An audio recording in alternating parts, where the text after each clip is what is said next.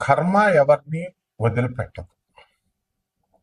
ఓం వసుదేవసుతం దేవం కంసచాణూరమర్దనం దేవకీ పరమానందం కృష్ణం వందే జగద్గురుం.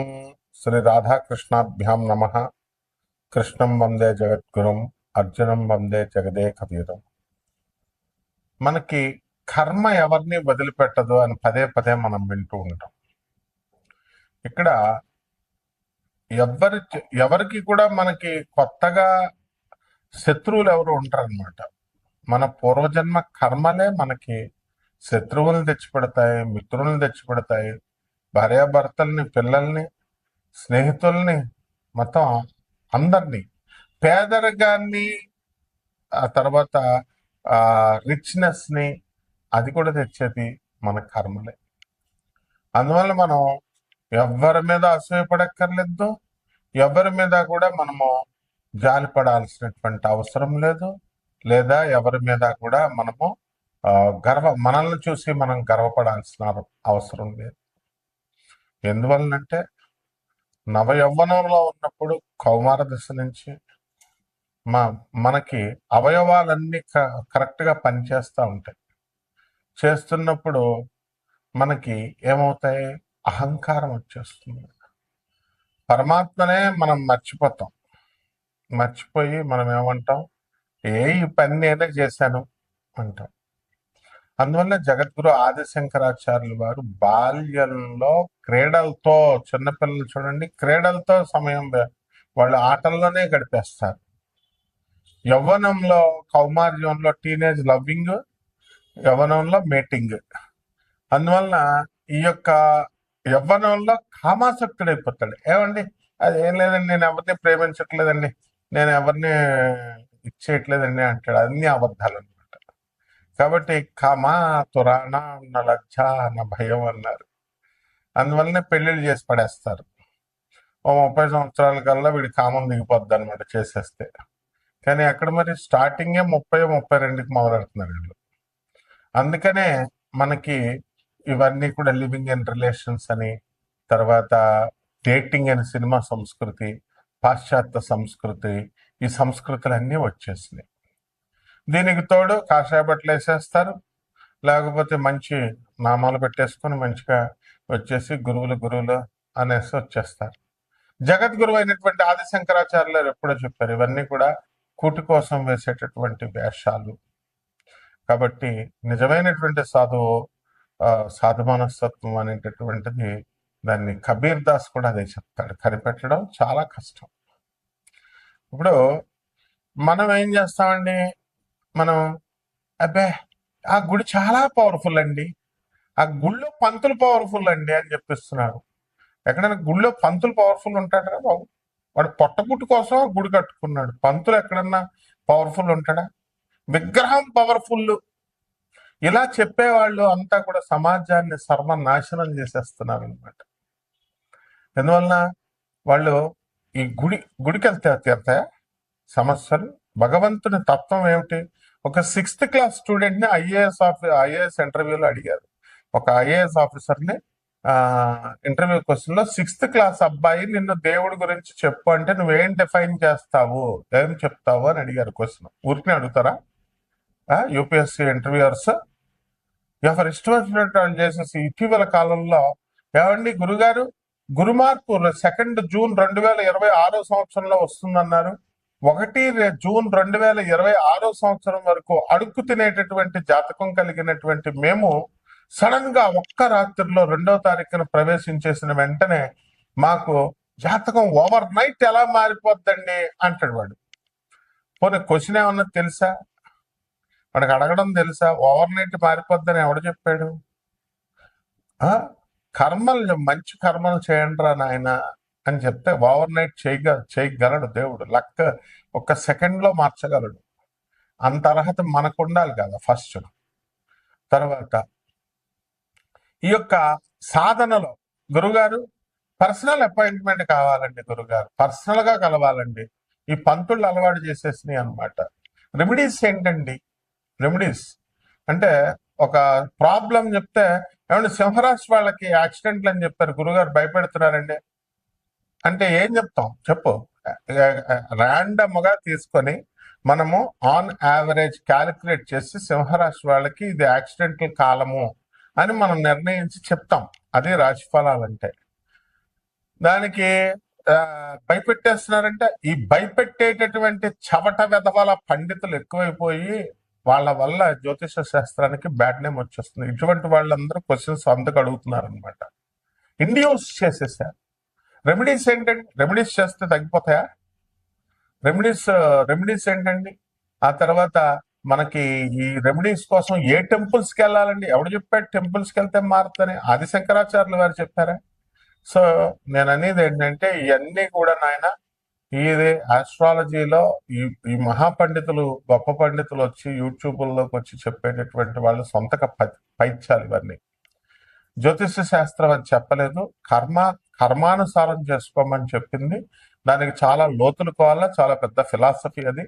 కాబట్టి ఎవరికైతే ఇంట్రెస్ట్ సీరియస్ గా ఈ యొక్క జాతకాన్ని తెలుసుకోవాలనుకుంటున్నారో అటువంటి వారు మాత్రమే కాల్ చేయాలి. అది కూడా కాల్ చేయకూడదు, వాట్సాప్ లో మెసేజ్ పెట్టాలా. గురువు డైరెక్ట్ నెంబర్. ఇప్పుడు ఎవరైనా సరే చూడండి, యూట్యూబ్ వరల్డ్ లో ఎవ్వరు డైరెక్ట్ నెంబర్ ఇవ్వరు. ఎందుకని? ఇదిగో ఇలాంటి వాళ్ళు అందరూ ఫోన్లు చేస్తారని. You should not call me. మీరేం చేయాలా? వాట్సాప్ లో మెసేజ్ పెట్టాలా. పెట్టిన తర్వాత మేము కాల్ చేస్తాం మీకు. That is the procedure. అంతేగాని డైరెక్ట్ గా చేసి ఏమంటే బల్లి పడిందండి నా ఎడం తొడ మీద, ఏం చేయాలండి? What is all this non sense? చాలా చదువుకున్న పిల్లలు, మాస్టర్స్ డిగ్రీ చేసుకున్న వాళ్ళు, మెడిసిన్ చేసినటువంటి వాళ్ళు చాలా ఇబ్బందుల్లో ఉన్నారు. భార్యాభర్తల సమస్యల్లో, పిల్లలు లేక, రకరకాల సమస్యలు. అటువంటి నా స్టూడెంట్స్ కోసం ఇవ్వబడింది. అండ్ ఎవరైతే ఇది అనుకుంటున్నారో, ఎవరు పర్సనల్ గా కలవాలనుకుంటున్నారో అటువంటి వాళ్ళకి లేదని చెప్పాను నేను. అండ్ ఒక ఎంఆర్ఓ చేస్తారు, లేకపోతే ఇంకొకళ్ళు ఎవరో కమిషనర్ ఆఫ్ మున్సిపాలిటీ ఏదో ఎక్కడో ఒక చోట ఇట్లా చేస్తూ ఉంటారు. వాళ్ళు పర్సనల్ గా అవసరం లేదు. చదువుకున్న వాళ్ళు కూడా అట్లా అడిగితే ఎట్లా? నాసా లైవ్ రిపోర్ట్స్ ని బట్టి చెప్పేటటువంటిది. So there is no need of sitting before and asking. So ఇక్కడ మనకి కొన్ని రోగాలు వచ్చేటటువంటి అవకాశాలు ఉన్నాయండి 12 రాశుల వారికి కూడా. మనకి చక్కగా కర్మలను బట్టి పూర్వజన్మ కృతం పాపం రోగ రూపేణ పీడిత. పూర్వజన్మల్లో మనం చేసుకున్నటువంటి కర్మలను బట్టి కొన్ని రోగాలు వస్తాయి. ఆ రోగాలు ఏమిట్రా బాబు అంటే మోస్ట్ అడ్వాన్స్డ్. ఇప్పుడు మనుషులు కూడా మారిపోతున్నారు. అడ్వాన్స్డ్ గా మీరంతా షార్ట్స్ వేసుకుంటున్నారు, అన్నాలు తినడం అనేసి బర్గర్లు, పిజ్జాలు, మంచి 5Gలు, ఫోన్లు, పెళ్లిళ్ళు మానేసి లివింగ్ ఇన్ రిలేషన్స్, డేటింగ్స్, ఇట్లా ఫుడ్ కూడా ఇలా రకరకాలుగా మీరు మారారు. కాబట్టి రోగాలు కూడా అడ్వాన్స్ రోగాలు వచ్చేసినాయి. అండ్ సో మనకి ఇక్కడ చాలా critical viral outbreaks and emerging threats ఉన్నాయి ఈ 12 రాశుల వారికి ఇప్పుడు. తర్వాత ఇవన్నీ కూడా మల్టీ కంట్రీ యాండెస్ వైరస్ అనేటటువంటిది, హాంటా వైరస్ అనేటటువంటిది ఒకటి రాబోతుంది. ఆల్రెడీ రాసుల్లో ఆల్రెడీ ఈ వైరస్లన్నీ ఉన్నాయి, కొత్తగా వచ్చేవి ఏం కాదు. అవి స్ప్రెడ్ అవుతాయి. ఏ రాశుల వాళ్ళకి ఏది తగులుతుందో అది చెప్తాం అనమాట. అలాగే ఈ క్లస్టర్ ఏం చేస్తుంది, మనకి కొన్ని రాశుల వారికి రావడానికి అవకాశాలు ఉన్నాయి. అలాగే ఇంకొక రాశి వాళ్ళు ఉన్నారు, వాళ్ళకి ర్యాపిడ్లీ గ్రోయింగ్ బుండి బుగ్యో ఎబోలా ఈ అవుట్ బ్రేక్ వస్తుంది. ఇది ఎక్కడి నుంచి? Democratic republic of Congo. అంటే దేశాలు ఇంటర్నేషనల్ గా వచ్చేటటువంటి వాళ్ళందరికీ చెప్తున్నాను, అక్కడి నుంచి ఇండియాకి అన్ని దేశాలకి వెళ్తుంది, అందరి ప్రజలకి 12 రాశుల వారికి కూడా. అక్కడి నుంచి వచ్చేసి ఇక్కడ మనకి కొన్ని ట్రాకింగ్ స్పిల్ ఓవర్స్ రిస్క్స్ కనబడుతున్నాయి మనకి. అదేంటంటే H5N1 ఏవియన్ ఇన్ఫ్లుయెన్జా అనేటటువంటిది కూడా కొన్ని రాశుల వారికి. ఇవన్నీ మ్యూటేషన్స్ చెందినాయి. అప్పుడు కరోనా వచ్చింది కదా, అవన్నీ మ్యూటేషన్స్ చెందుతూ వస్తున్నాయి అనమాట. సో ఇటువంటి రాశులు, ఇది చాలా అడ్వాన్స్డ్ ఆస్ట్రాలజీ నేను చెప్పేది. అంతేగాని బల్లి పడిందండి, నేను ఏం చేయాలండి, లేకపోతే సింహరాశి వాళ్ళకి యాక్సిడెంట్లు ఇలాంటి ఏమి కూడా నాకు సలహాలు ఇవ్వడానికి ఎవ్వరు కూడా చేయకూడదు ఫోను.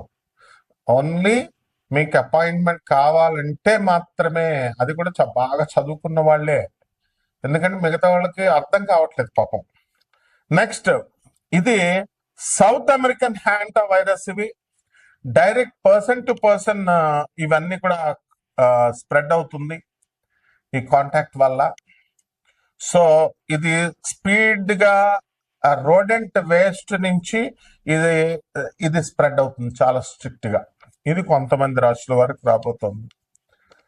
నెక్స్ట్, మరికొంతమంది రాష్ట్రాల వారికి deadly and rare out break of the specific Ebola strain. అందువల్ల దీనికి అప్రూవ్డ్ టార్గెటెడ్ వైరస్ వ్యాక్సిన్ అనేటటువంటిది లేదు. నెక్స్ట్, ఏవియన్ ఇన్ఫ్లుయెన్జా H5N1 ఉంది.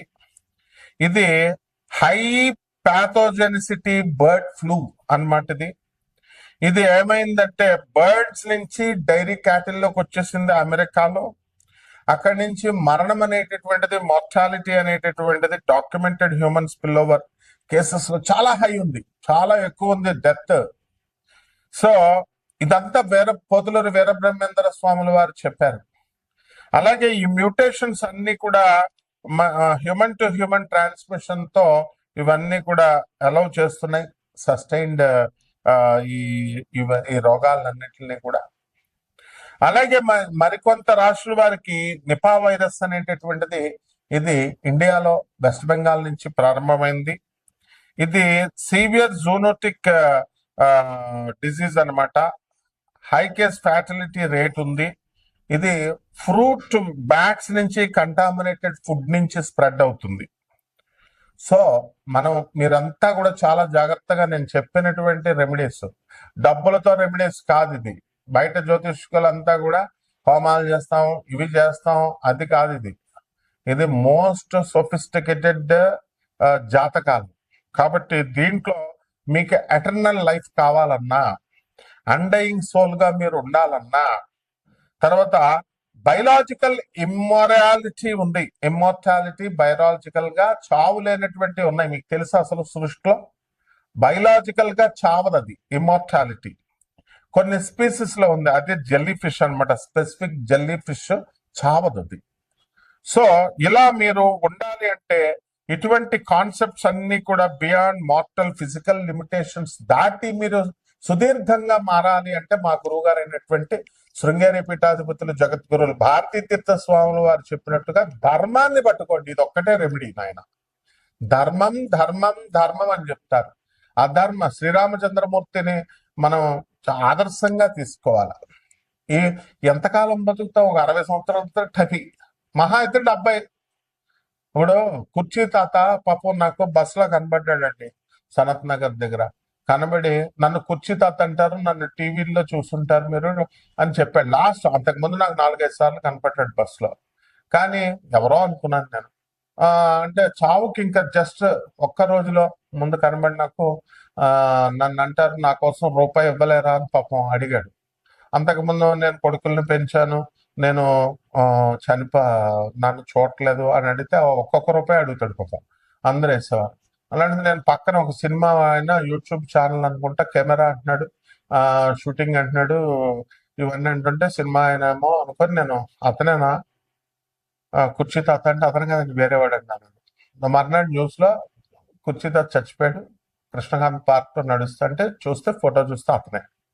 అంటే ఒక పేదవాడు చావు చూడండి, ఒక పేదవాడి చావు అయినా సరే ఒక గొప్ప కోటీశ్వరుడు, ఇప్పుడు రతన్ టాటా చచ్చిపోయాడు, అపర కోటీశ్వరుడు. చావు ఒక్కటే ఇద్దరికి. అతని దగ్గర డబ్బులు ఉండొచ్చు, ఇతని దగ్గర డబ్బులు లేకపోవచ్చు. అతని దగ్గర వేలాది మంది జనం రావచ్చు, ఇతని దగ్గరకు రాకపోవచ్చు. వేలాది మంది ఎవరు రారులేండి. చచ్చిపోయిన తర్వాత సీఎంఎల్నే చూశారు బోల్డ్ మంది. అంతా ఒక మహా అయితే ఒక 100 మంది 150 మంది 200 మంది వస్తారు. మనిషి సీఎం పోస్ట్ పోగానే రారు అసలు జనం.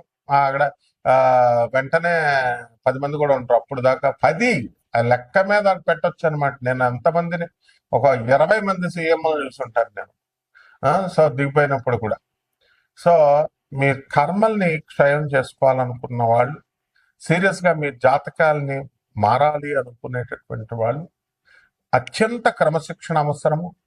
అలాగే చాలా మంది నాకు ఫోన్ చేస్తూ, ఏమన్నా గురుగారు యక్షిణీ దేవతని నేను సాధన చేసేస్తానండి, లేకపోతే దశమహావిద్యల సాధన చేసేస్తానండి అంటారు. ఇచ్చేయండి, మీ బ్యాక్గ్రౌండ్ చూడాలి కదా నాయన. మీరంతా ఏం సాధన చేశారు, మీ గురువులు ఎవరు, అసలు యక్షిణి అంటే ఏంటి, మామూలు మనిషా, లేదా దశమహావిద్యలు అంటే మనిషా? వాళ్ళు ఏదో యూట్యూబ్లో ఏదో చెప్పుకుంటారు. కాబట్టి ఇలాంటి వాళ్ళందరూ సీరియస్గా వెరీ డిసిప్లిన్డ్గా నాకు మెసేజ్లు పెట్టండి, కాంటాక్ట్ చేయండి. ఈ యొక్క కర్మ అనేటటువంటిది 12 రాశుల మీద, ఒక్కొక్కళ్ళ మీద ఈ రోగాలు ఎలా వస్తాయి, ఒక్కొక్క రాశుల వారికి ఏమొస్తుందో స్కిప్ చేయకుండా చూడండి వీడియో. అంతేగాని జస్ట్ ఇలా ఒక్క నిమిషం చూసి ఇలా అలా తీసేస్తా అంటే ప్రొఫెసర్లా మీరు? చెప్పేవాడు ప్రొఫెసర్, చెప్పే సబ్జెక్ట్ నాసా లైవ్ రిపోర్ట్స్ బట్టి మోస్ట్ సొఫిస్టికేటెడ్ మెడికల్ టెక్నాలజీ అని చెప్తున్నాను. All the doctors, advanced doctors in the US, all the advanced doctors in the Britain, they will be watching my videos. And only I will give you, or I will give only personal appointment to only IAS, IPS ministers and above level 1. అరే ప్రతి వాడు phone చేసి జాతకం కాదు, ఫోన్లో అయిపోయేదానికి personal ఈ fashions వద్దు. So మా స్కూల్ ఇది, ఆ స్కూల్లో కావాల్సినటువంటి వాళ్ళు మా స్కూల్ రూల్స్ పట్టుకొని వెళ్ళాలన్నమాట. కాబట్టి ప్రతి ఒక్కరు బెనిఫిట్ అవ్వాలి అనేటటువంటిది మా ఆశయం. కాబట్టి ఒక్కొక్క రాశి వారికి ఎలా ఉంటుందో ఒక్కొక్క రాశి వారికి విడివిడిగా చెప్తాం. వృషభ రాశి, ఈ వృషభ రాశి వాళ్ళందరూ కూడా మనకి గురుడు అర్ధాశ్రమంలోకి రావడము జూన్ 2, 2026 సంవత్సరం తర్వాత, అలాగే డిసెంబర్ 5, 2026 సంవత్సరం తర్వాత ఈ కేతువు కూడా సింహరాశి నుంచి మనకి ఆ రాశికి చక్కగా రావడం జరుగుతుంది. కాబట్టి కర్కాటక రాశికి అర్ధాష్టమంకి కర్కాటక రాశిలోకి రావడం జరుగుతుంది.